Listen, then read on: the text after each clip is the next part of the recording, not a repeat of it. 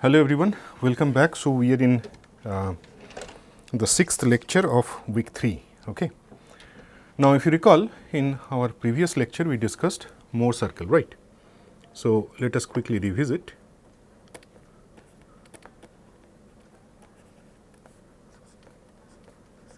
Now, the diagram of the Mohr circle you can see on your screen, and we also discussed that if you consider a point, say this point will have its coordinates. So, the coordinate of this point is sigma n tau n,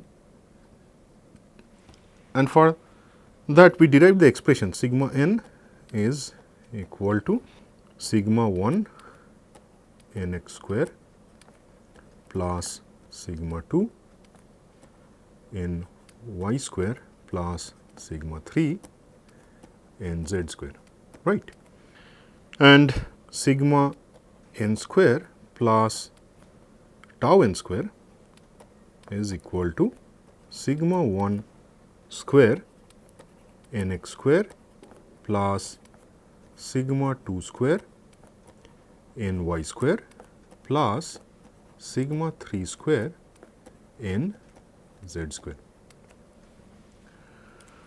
So, these are the two equations, and along with that we have the properties of direction cosine, that is 1 equal to n x square plus n y square plus n z square, right. So, these are the three equations. If we solve, we can identify the unknown, which are in this case we have n x, n y, n z, right. And we also derive the expression for n x square, and that is sigma n minus sigma 2 multiplied by sigma n minus sigma 3 plus tau n square divided by sigma 1 minus sigma 3 times sigma 1 minus sigma 2. Similarly, we can derive the expression for n y square and n z square, right. I am not writing those expressions, already you have it. So, we can use this information to find out what? The direction cosine of a plane on which these two stress components sigma n and tau n they act. So, up to this point is fine, we already have discussed that. But today, if I just consider a different point, say this one, you can easily identify this point. This is where shear stress is maximum, and it has a associated normal stress, and that somewhere here. We can also derive the expression for this normal stress. What is that component? This is sigma 1 plus sigma 3 by 2, right. So, that is the normal stress, and what is the expression for this maximum shear stress? It is sigma 1 minus sigma 3 by 2. Okay. Now, what we can do, we can use this expression of n x square, n y square, n z square to find out the direction cosine of this point. That is what we are going to do. So, we have sigma n is sigma 1 plus sigma 3 by 2, and then tau n is equal to sigma 1 minus sigma 3 by 2. So, if you use these two expressions in equation 1 and equation 2, you can rewrite these two expressions in terms of sigma 1 and sigma 3. If we do that, let us consider say equation 2. So, what we have sigma n square plus tau n square. What will be this expression? If we put the expression of sigma n and tau n that we know, in terms of sigma 1 and sigma 3, and if you simplify, we will get 1 by 4.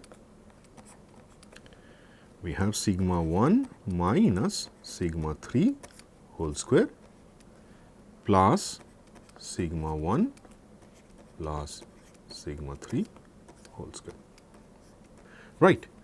So, this expression we will simplify and then put it back to equation 2. Now, if you simplify this expression, we have sigma 1 square plus sigma 3 square by 2. Now, this quantity is equal to, so sigma 1 square plus sigma 3 square divided by 2 is equal to what? We have sigma 1 n square nx square plus sigma 2 square ny square plus sigma 3 square ny square, right. And we also know sigma n. So, the second equation will be sigma 1 plus sigma 3 by 2 is equal to sigma 1 nx square plus sigma 2 ny square plus sigma 3 nz square. And we have the last equation, that is equation 3. These three equations, if we solve, we can find out the expression of nx square, ny square and nz square.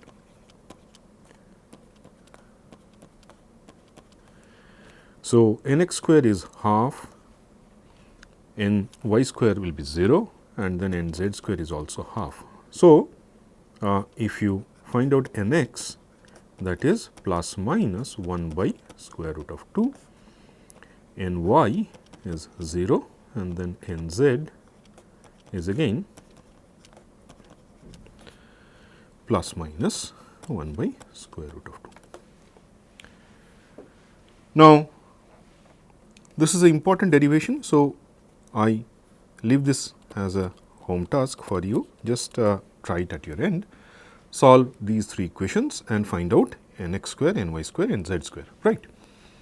Now, the point to be noted here, if you look at the values of nx and nz, what it says that we have this plane of maximum shear is at 45 degree and 135 degree, right. And recall, similar expression we derived in case of 2D problems that we discussed in the previous week. So, this 3D analysis also satisfies the same nature of the orientation of the plane on which this shear stress is maximum. This is a very important point to be noted. Okay. Now, if we move further, what is the orientation of these plane? And for that, we have to draw the 3D object first and then we will see what is the orientation. Let me quickly draw.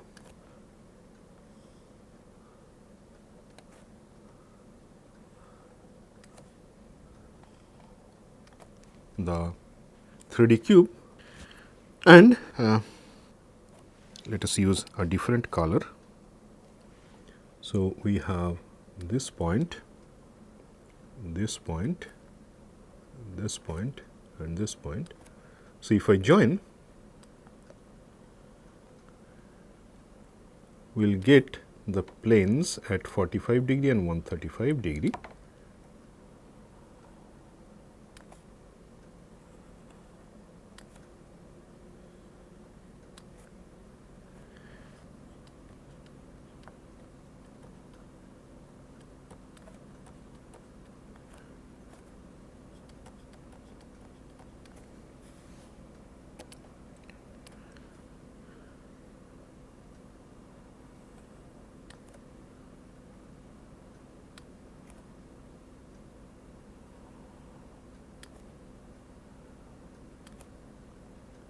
Okay. So, this is the plane over which the shear stress is acting. So, what we have is on this side we have here sigma 1, on this face we have sigma 2, and on this face we have sigma 3. And if we just delete these, we basically get the plane over which the shear stress is maximum. So, now if I use a different color, so we have on this plane we have shear stress going this way, on this plane we have shear stress going this way, and the magnitude of this is sigma 1 plus sigma 1 minus sigma 3 by 2. So, that is the tau max. Okay. Obviously, on the opposite faces we will again have the same components which I am not drawing here, that you can easily identify, right. So, we will have on this plane we will have one component, and on this plane we will have the other component, okay, of similar magnitude. Okay. So, that is the plane on which the shear stress is maximum. Okay. Now, if we continue our discussion in the same line, and let us find out the stresses when our principal components are given. So, let the principal stress be sigma 1, sigma 2, sigma 3, and we wish to find out the stress components on a plane which is equally inclined. Okay. So, we have sigma 1, sigma 2 and sigma 3, and then let us consider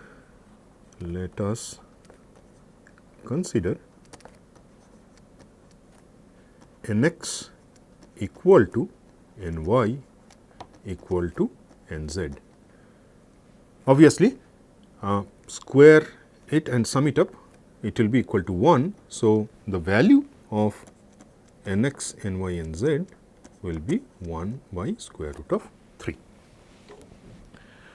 So, if that is the case, then obviously, we can find out what is sigma n, and for that we have sigma 1 Nx square plus sigma 2 plus sigma 3 Nz square, right. And in this expression, if we put the value of the direction cosines, so we will get sigma 1 plus sigma 2 plus sigma 3 whole divided by 3. Now, you can easily identify the numerator, that is I 1. So, sigma n for this set of direction cosines is equal to I 1 by 3. Okay. Now, this sigma n is called sigma octahedral. Okay. Sigma octahedral is nothing but 1 by 3 times sigma 1 plus sigma 2 plus sigma 3, or we can also write it I 1 by 3. Obviously, if we are given the principal components of stresses, that is sigma 1, sigma 2, sigma 3, if we sum them up and divide it by the 3, then this is the mean stress. So, octahedral stress is also called mean normal stress. Okay. Now, we can also find out tau octahedral, and for that tau octahedral is, we already derived the expression of tau n square. Tau n square is nx square ny square within bracket sigma 1 minus sigma 2 whole square plus ny square nz square sigma 2 minus sigma 3 whole square plus n z square nx square times sigma 1 minus sigma 3 whole square. So, tau octahedral square will get once we put the values of nx, ny and nz, and if we do that, the expression is 1 by 9. We will have sigma 1 minus sigma 2 whole square plus sigma 2 minus sigma 3 whole square plus sigma 3 minus sigma 1 whole square. We can write it the other way also because it is a square. So, we can write it this way. Now, we can further simplify this expression. So, what we have 9 times tau octahedral square is this third bracketed term, and if we simplify this, we can write it as 2 times sigma 1 plus sigma 2 plus sigma 3 whole square minus 6 times sigma 1 sigma 2 plus sigma 2 sigma 3 plus sigma 3 sigma 1. What is so special about it? From this expression, we get this expression, and if you look at the expressions on the right hand side, so the first term here sigma 1 plus sigma 2 plus sigma 3 is nothing but the first invariant I 1. Similarly, the second term here is the second invariant. So, what we can write 9 times tau octahedral square is equal to twice I 1 square minus 6 times I 2. So, finally, if we find out tau octahedral, we get the expression square root of 2 divided by 3, and within bracket we have I 1 square minus 3 I 2 whole to the power half. So, what we get is octahedral shear stress, and also we have already derived the octahedral normal stress. So, that comes from the given condition of direction cosines, that is nx equal to ny equal to nz. That means, it is equally inclined.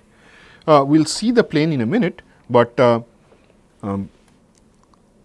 these are the two very important expressions for octahedral stresses acting on a plane.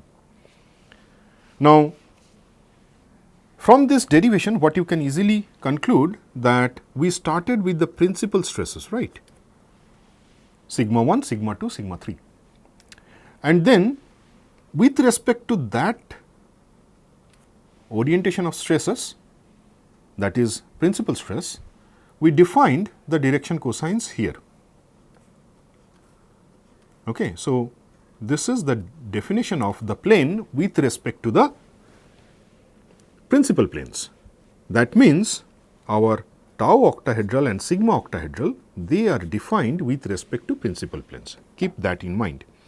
And not only that, another information is very important, is that tau octahedral is nothing but I 1 by 3.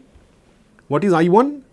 Recall, it is the first stress invariant. So, you can also write tau octahedral as 1/3 sigma xx plus sigma yy plus sigma zz, right. And similarly, you can also write down 9 times tau octahedral square is equal to sigma xx minus sigma yy whole square plus sigma yy minus sigma zz whole square plus sigma zz minus sigma xx whole square. The reason is they actually come from the stress invariant. So, we can express them in terms of sigma xx, sigma yy, sigma zz, right. But always remember that these octahedral planes are with respect to principal planes, right. So, let us see how they are oriented when we draw them. So, again we have to draw the 3D body. So, let us quickly draw it.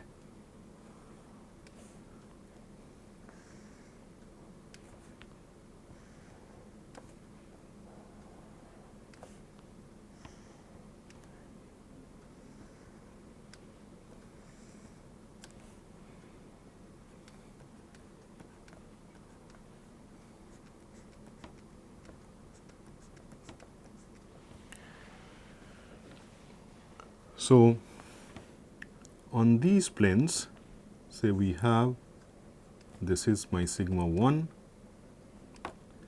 here I have sigma 2, here we have sigma 3. Okay. So, we have, let us just draw this plane.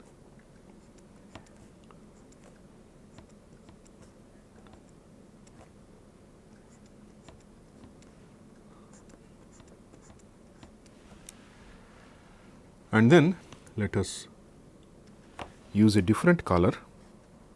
So,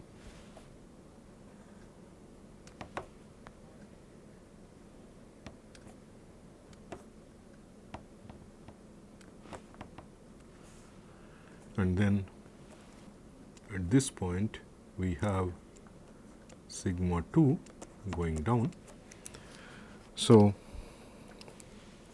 we can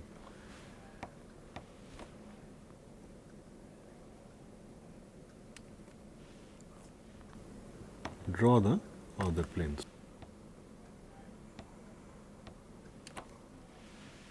Okay. Now, if I just remove these lines,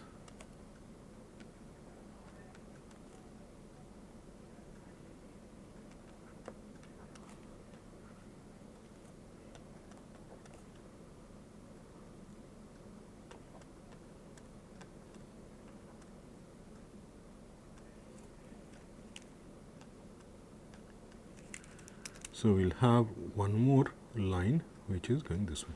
Okay. And so, let us complete this. So, this is basically the orientation of the octahedral planes.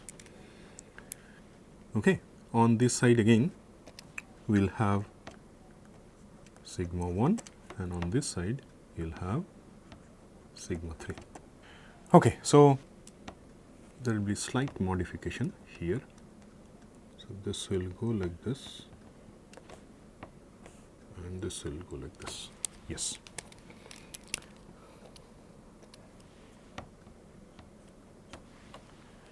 Okay. So, that is the orientation of octahedral planes, right. Now, let us move forward.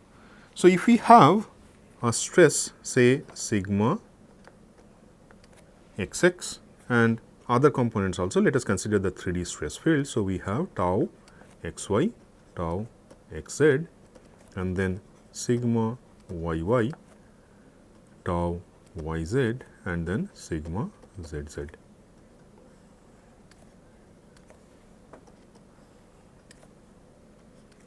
Which is symmetric here.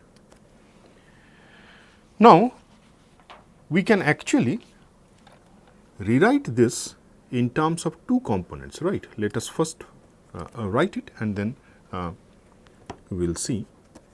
Say the leading diagonal is defined by P, that means all three components are of equal magnitude, obviously the remaining stress field will be sigma xx minus p tau xy sigma yy minus p tau xz tau yz and then sigma zz minus p is the last component. So, this is symmetric. Now, if you have a special case p equal to 1/3 sigma xx plus sigma yy plus sigma zz. You can easily identify this is nothing but the first invariant. So, p is basically 1/3 I1. Again, what is this component? You can easily recall sigma octahedral, right. So, what we do here, we basically have this is as sigma octahedral and then here the last component is sigma octahedral. Okay. So, if that is the case, now look at this expression.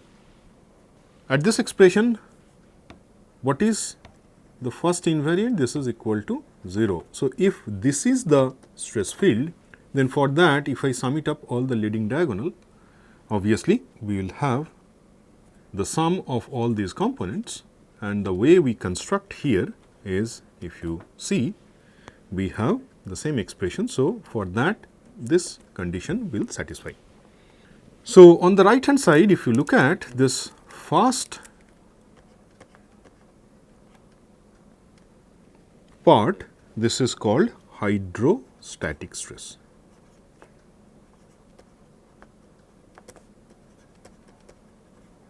Let us just write, because we use P. So, let us write P, P and P. And the second part on the right hand side is called deviatoric component.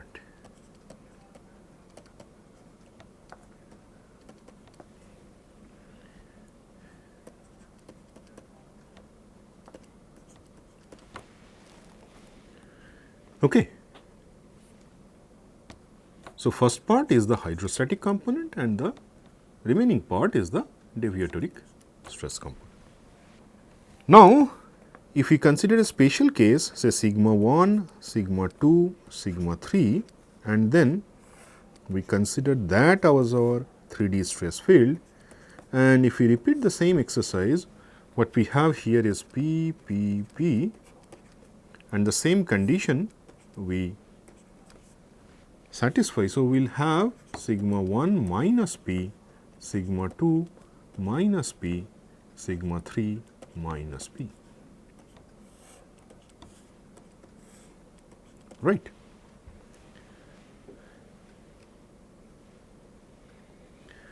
Now, the take-home point is, if we start with a 3D stress field, we can express it in terms of its hydrostatic and deviatoric components, right.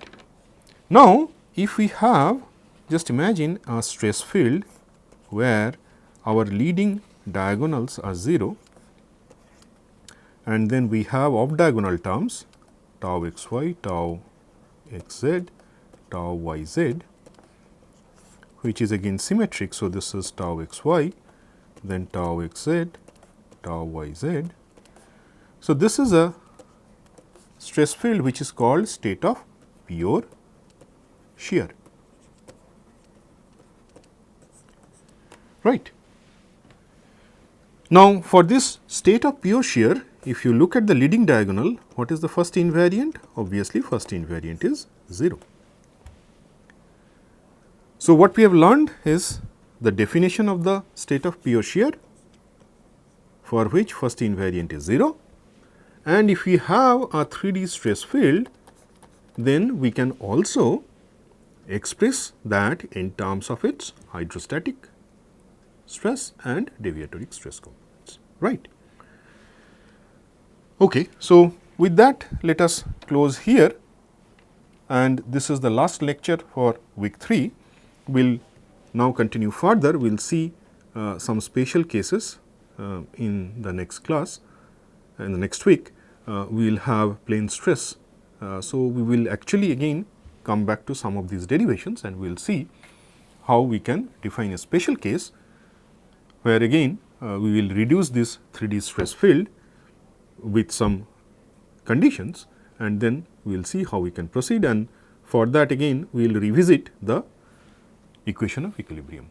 So, go through these derivations, and if you have any problem then do let us know. We will also share set of problems that you try. If you have any difficulty, please drop a mail to us and we will definitely respond your doubts. Okay, thank you very much.